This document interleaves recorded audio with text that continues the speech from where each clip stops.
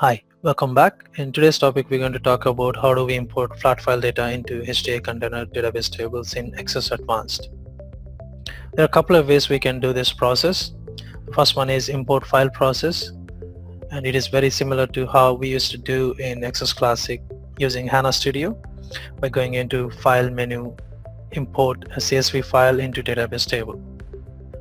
The process is going to be similar in XS Advanced using Web IDE for HANA as well.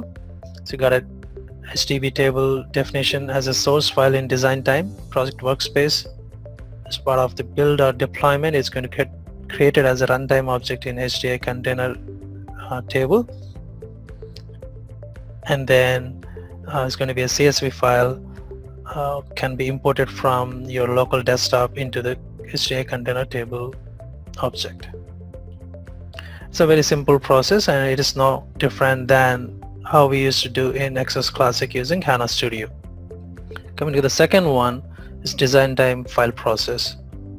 To facilitate this process, SAP introduced a new object called HTTP table data, a design time object in XS Advanced. This object is going to hold the configurations to map the columns between CSV file to your HTTP table definition. As part of the build or deployment process, the CSV file data will be uploaded into HDA container table according to the mapping specified in table data object. This process is more feasible and maintainable than a traditional import file process we used to have in XS Classic or also in XS Advanced. The reason for this is the design time file process is more flexible and reusable.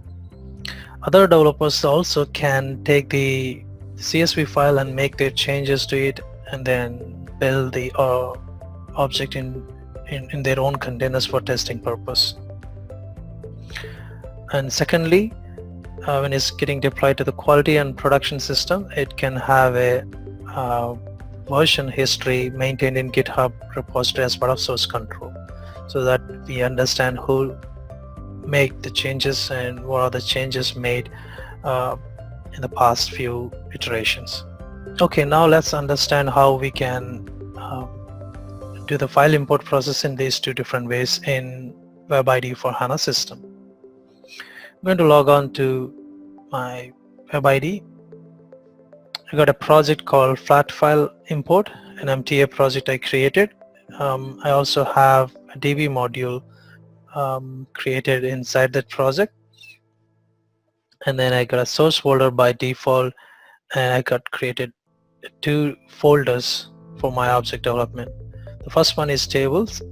So inside this table folder, I created two HTTP table design time artifacts. Basically, they're going to hold the same column names. There is no difference in the definition of the tables. So I can open and show you how these tables are created in design time. So you can also see that there is no difference between the column names and the data types of those columns. Just that the file name is changed. One is being runtime and the other one is design time. I just created these two names to differentiate the flat file import process and design time import process. Okay, let's start with the first one, flat file import process. So for that process, I'm going to use business partner runtime HTTP table and then import flat file data into this one. Once I start building this DB module, it's going to get create a container for me in the database, and this container is going to establish a schema, and it's going to be a table created for me. It's all done now. I can access them by going into the database explorer. You can see my database explorer. Going into the tables, see there's two tables created already. You can display the data in those two. The first one is runtime. Say open data, and clearly I see no data in it. Now I'm going to insert some data into it using flat file import process. I'll close this one and just say select the table and say import data, and I'm going to update some settings here. File has a header in first row. Yes, my file is having a header row. I already prepared my CSV file on my desktop. I can show you that. This is going to be a business CSV file which contains 46 records in it with 4 columns in there. My table also has these 4 columns. So I'm going to upload this flat file into the table. The file to import, just browse to get the file.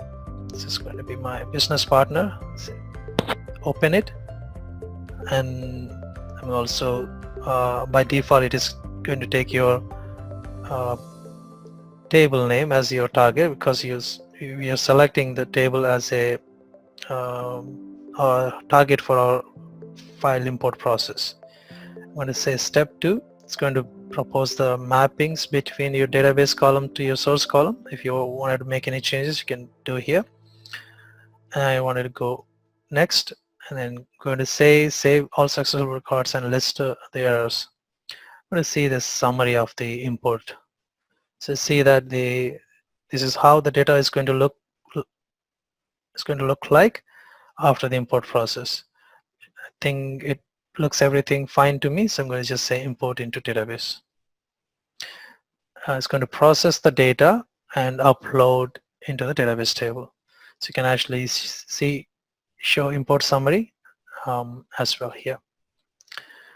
And import process has been completed. I'm going to check my table again now, going to the open data, and see that I can see all the records which got loaded in there.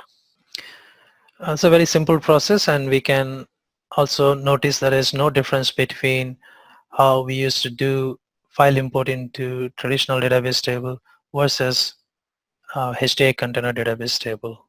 Okay, now I'm going to talk about the second process, which is through design time. I'll go back to workspace. I'm going to close this one, and this time I'm going to upload the data into to the design time HDB table. And it is also has the same structure. And I have created another folder called data load. Just this is for organizing my flat file data files. So what I can do, I'm going to create a new object in here. They are my CSV file and HDB table data files. The first one is going to be my CSV file. I'm going to name this as business partner CSV, and I'm going to grab the data from the file with header. I'm going to paste that just like that. Save it. So I've kept my CSV file ready, and I also have my target table ready. The next thing is to have a configuration file where I can map the CSV columns into the HDB table columns. So that's when we require HDB table data object. So I'm going to create that.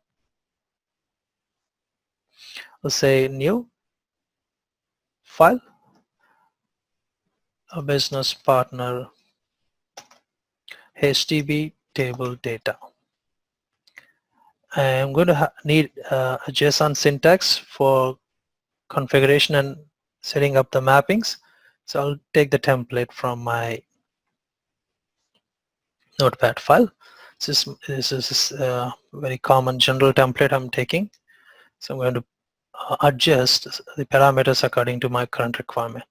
So target table is going to be the business partner runtime, the design time. So I'm going to put that dot underscore design time,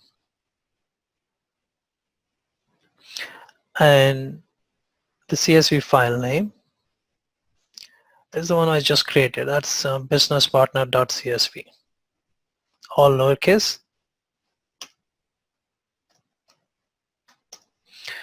and it has header true, and then I am updating the import settings with the column names. I have 4 columns. to make mapping. So I can grab those column names from my table. So these are the 4 columns I needed. I am grabbing along with the data types, which is fine. I'm going to remove those. I don't need a data type to be here. Just going to remove them. I'm going to remove this one as well.